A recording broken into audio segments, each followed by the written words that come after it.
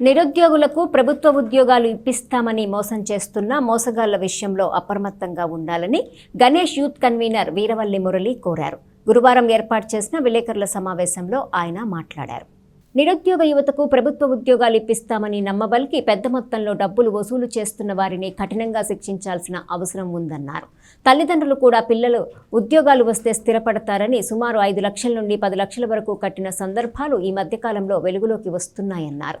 ప్రభుత్వ ఉద్యోగాలు వివిధ శాఖల్లో ఖాళీలో ఉన్నప్పుడు ప్రభుత్వమే ఉద్యోగాలకు దరఖాస్తు చేసుకునేందుకు తగు సమాచారం ఇస్తుందని, అందులో కాంట్రాక్ట్ అవుట్సోర్సింగ్ విధానాలపై కూడా స్పష్టమైన వివరాలు అందజేయబడతాయని అన్నారు. యువత మోసగాళ్ల మాటలు విని ఆర్థికంగా ఇబ్బందులు పడవద్దని సూచించారు. ప్రభుత్వానికి సంబంధించి అనేక శాఖల్లో ప్రభుత్వం ఉద్యోగాలు ఇప్పిస్తామని చెప్పి కొంతమంది కేటుగాళ్ళు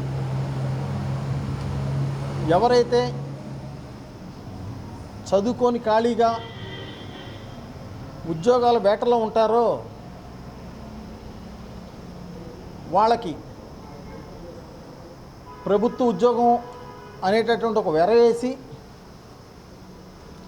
వాళ్ళ దగ్గర నుంచి 6 లక్షల దగ్గర నుంచి 10 లక్షల దాకా వసూలు చేసి దొంగ ఐడి కార్డులు, దొంగ అపాయింట్మెంట్ లెటర్సు వాళ్ళ చేతికిచ్చి ఎంతోమందిని ఈ ప్రాంతంలో మోసాన్ని బారిన పడేస్తున్నారు. ఎందుకంటే అప్పో సొప్పో చేసి ఒక 10 లక్షలు కడితే మా అబ్బాయికి గవర్నమెంట్లో చిన్న ఉద్యోగం వస్తుంది, వాడు హాయిగా బతుకుతాడు అనే దాంట్లో తల్లిదండ్రులు అధిక వడ్డీలకి డబ్బులు తీసుకొచ్చి ఎక్కడ టయానికి కట్టకపోతే ఆ ఉద్యోగం చేయి జారిపోతుందేమోనన్న భయంతో కొద్దిళ్ళు కూడా 10 లక్షల రూపాయల దాకా కట్టి ఇవాళ ఆ కేటుగాళ్ళు ఇచ్చినటువంటి అపాయింట్మెంట్ లెటర్సు ఇవన్నీ కూడా ఫేకు, మనం మోసపోయాం అని తెలిసి ఇవాళ సూసైడ్ చేసుకునే పరిస్థితికి వచ్చారంటే ఇవాళ సమాజంలో ఎవరైతే ఈ విధంగా మోసపోతున్నారో వాళ్ళందరూ కూడా ఆలోచన చేయాలి. ప్రభుత్వ ఉద్యోగం అంటే ప్రభుత్వం వైపు నుంచి అఫీషియల్గా ఆ శాఖ నుంచి ఒక నోటిఫికేషను, జాబుల యొక్క ఖాళీల వివరాలు అవన్నీ కూడా అఫీషియల్గా ప్రభుత్వం అనౌన్స్ చేస్తుంది. లేదు అవసరాన్ని బట్టి కాంట్రాక్ట్ బేస్లోనో అవుట్సోర్సింగ్ బేస్లోనో తీసుకునే పరిస్థితి ఉన్నా కానీ ఆ శాఖలకు సంబంధించిన అధికారులు ఆ ఉన్న ఖాళీలను బట్టి వాళ్ళు అక్కడ ఉన్న పరిస్థితులను బట్టి తీసుకుంటూ ఉంటారు. ఎవరైతే ఇలా దళారులు ఉద్యోగాలు ఇప్పిస్తామని చెప్పేసి మాయబలికి మొన్నే 3 టౌన్ పోలీస్ స్టేషన్లో 1,5,00,000కి ఇలానే టోకరా పెట్టి జైలు పాలైంది మనం చూసాం.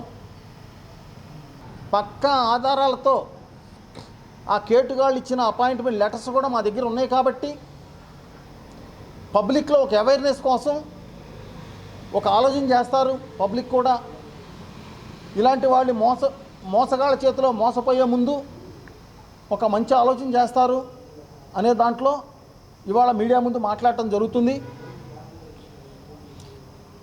ఏదైతే అమాయకులైన వాళ్ళకు వలవేసి ఇలా అక్రమ మార్గాల్లో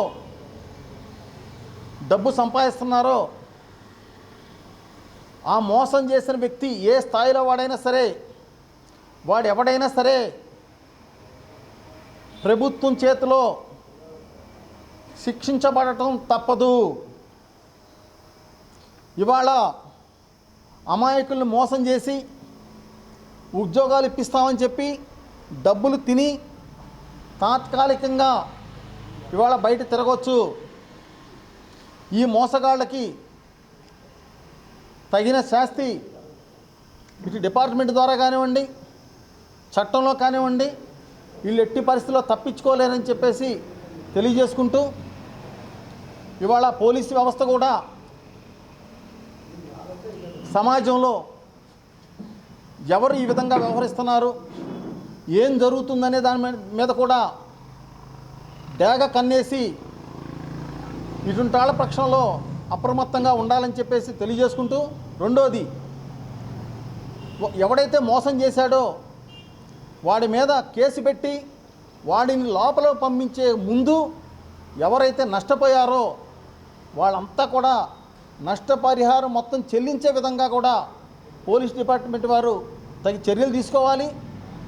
ఏదో 2 కోట్లు తినేసాం, 2 నెలలు జైల్లో ఉండేసేసి మళ్ళీ బయటకు వచ్చేసి మళ్ళీ మాయగప్పచ్చు, చట్టంలో ఉన్న లొసుకుల్ని అడ్డం పెట్టుకొని ఎలా అయినా బయటికి రావచ్చు, ఈ అక్రమంగా సంపాదించిన డబ్బులతో జల్సాలు చేయొచ్చు అని చెప్పి ఎవరైతే ఇలాంటి మోసాలకు పాల్పడుతున్నారో వాళ్ళ యొక్క నడ్డి విడిచే విధంగా, వాళ్ళ యొక్క ఆలోచనల్ని